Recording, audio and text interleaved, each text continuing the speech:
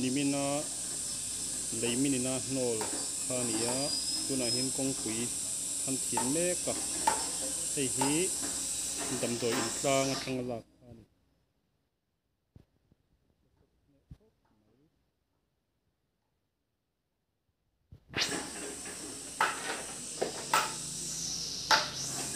tuna kan omna hi damdawi in chauka nia hi chauka po hi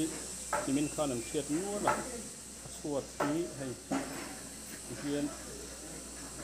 lakau theiru me ki theiru me ni lam thang hian a kia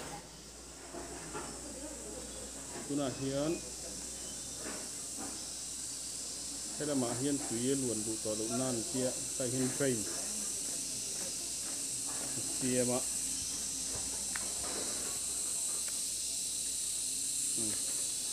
ta hian tui pai na tu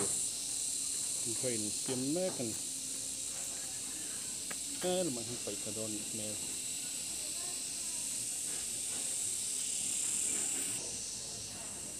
hi OPD nia OPD hi a thang bai tu câu kha ni to wangin a lian kha ve mai lo thil thu a in hian bungrua dang chung hian chu vek ania damdawi in chhunga tele lep room lama te henga an bungrua hang hi ta ni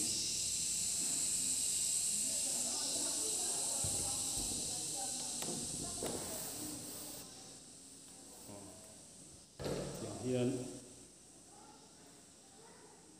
bungrua zong zong hi na khania mi thang mai hi câu pang kha ni to he lai hian electric ban hei hi electric ban flu nia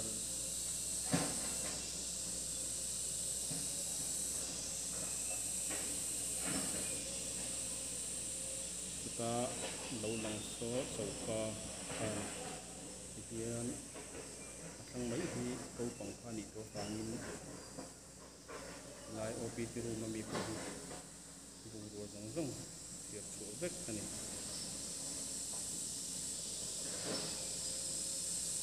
tami ku tui fai nia tui fai ko tam khop mai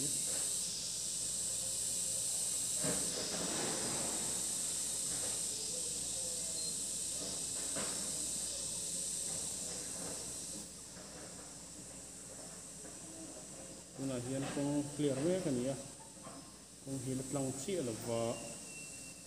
damdawi ina hian bungrua vel seng hoi hian VC te le NGO huai me MCP huai tu te matlan ania kong hian bungrua OPD room mi hi kun sang sang lep room a kun da ma sak phut nia chung lep room atang chuan a om na tur hun lama suan suale ni